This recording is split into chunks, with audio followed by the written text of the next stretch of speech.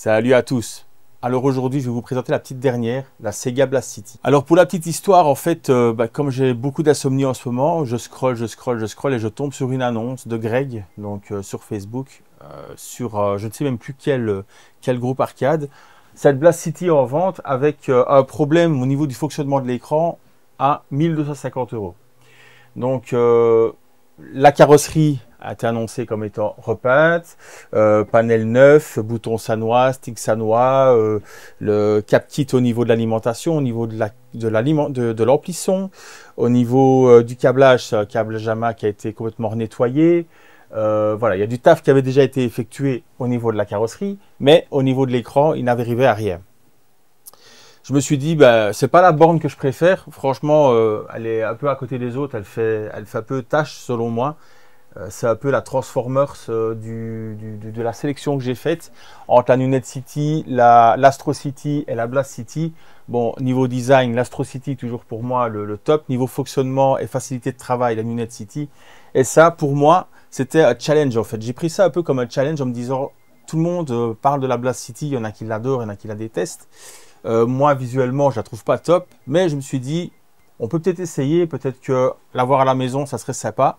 Donc, j'ai contacté Greg, je me suis organisé et 1600 km aller-retour plus tard, voilà la borne ici. Le périple en lui-même a été super agréable.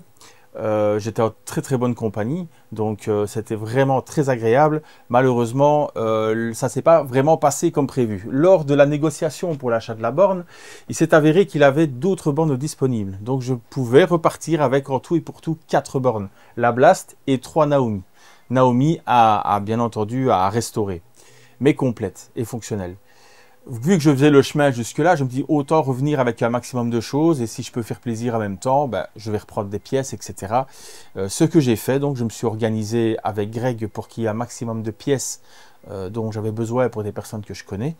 Et donc, après m'être organisé pour tout ça, après être arrivé chez Greg, on teste un petit peu tout ça. Moi, en amont, j'avais anticipé en achetant à Nicolas.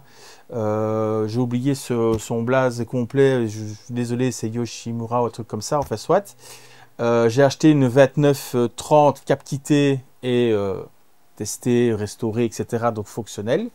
Quand je suis arrivé donc chez Y, j'avais pris ma platine avec moi en me disant, vu que lui, il a un problème avec ses platines qui n'arrivent pas à fonctionner l'écran, moi je n'irai qu'une platine qui a été testée et qui est opérationnelle pour mettre sur l'écran. Comme ça, je pourrais éliminer le problème platine et me dire, s'il y a vraiment un problème, c'est peut-être au niveau du tube en lui-même. Quand je suis arrivé, donc première chose que j'ai faite, c'est prendre ma platine et l'installer sur le tube. Et là, catastrophe, image dégueulasse, mais vraiment dégueulasse. C'était même pas une image, c'était des ombres rouges sur fond noir. Enfin, c'était vraiment pas propre du tout. Il y avait un gros problème. Donc là-dessus, j'ai recontacté Nicolas, donc alors que j'étais toujours chez Greg, et il m'a demandé de la renvoyer parce que c'est sûrement une piste coupée, etc. Voilà. Donc, malheureusement pour moi, je pensais avoir pris toutes les dispositions pour pouvoir repartir avec la Blast de manière la plus sécure possible, dans mon esprit en tout cas, d'avoir quelque chose qui fonctionne sûr et certain, parce qu'un tube défectueux, c'est quand même toujours un peu galère à retrouver. Et malheureusement, là, c'était mal barré. Heureusement, Greg avait une platine 2931, donc c'est la même que la 30, sauf qu'elle est en commutation 1531 automatique. Donc il avait une platine disponible. Et il pouvait me la vendre tout de suite. Donc, il me la vendait au prix où il l'avait acheté. Donc, moi, c'était plus simple. J'ai acheté la platine directement, installé la platine sur l'écran et voilà l'image en fait. Ça, c'est la platine que je vais acheter. J'ai diminué la luminosité pour que ça passe à l'écran parce que là, la luminosité, je crois qu'elle est vraiment très basse. Je suis à 35, la luminosité, voilà. Donc, et vous voyez un petit peu le rendu que ça a. Autre chose, c'est que l'écran lui-même était très rayé. Bon, ça, c'était compris dans le prix, c'est pour ça aussi le prix. Il y avait des grattes dans l'écran. Je me suis dit, je vais essayer de trouver des solutions. Ça sera un écran qui sera un petit peu l'écran test sur une borne test que je n'allais peut-être pas forcément garder.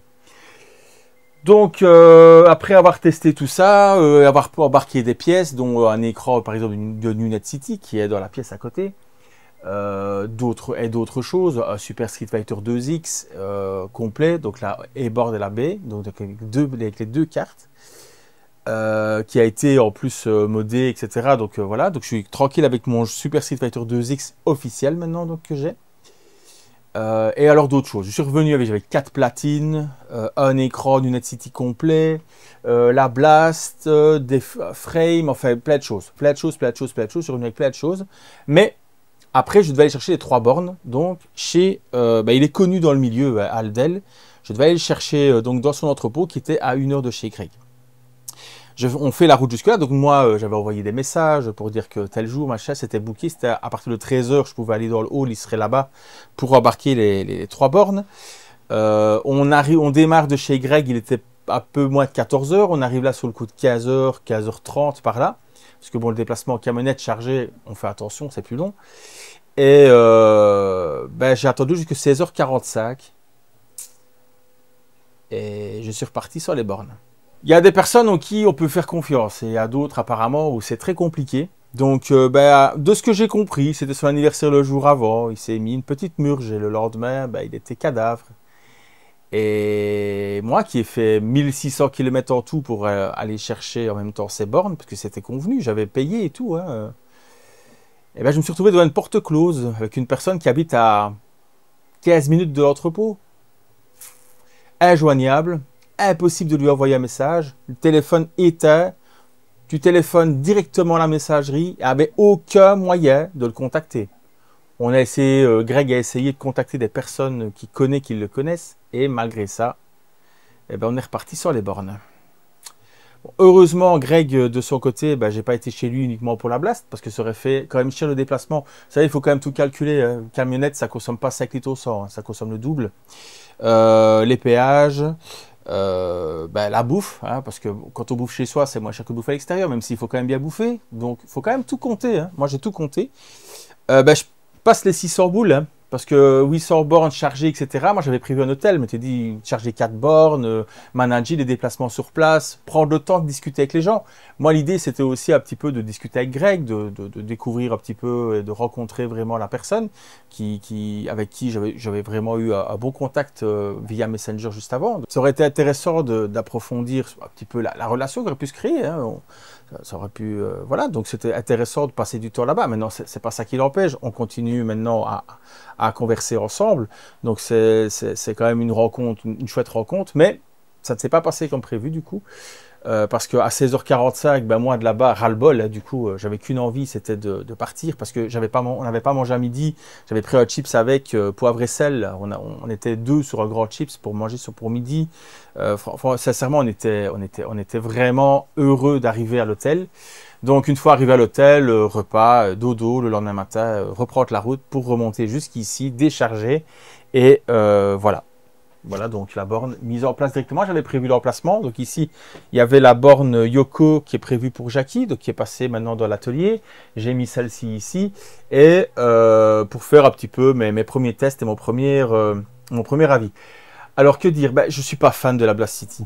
Je ne suis pas fan. Je suis désolé. J'ai un grand affect pour les Unit City, les Naomi et l'Astro City. Par exemple, la New Astro City, pardon, je ne suis pas fan. Moi, avec les 2 baffles au-dessus, je préfère l'Astro City. Pourtant, globalement, c'est la même.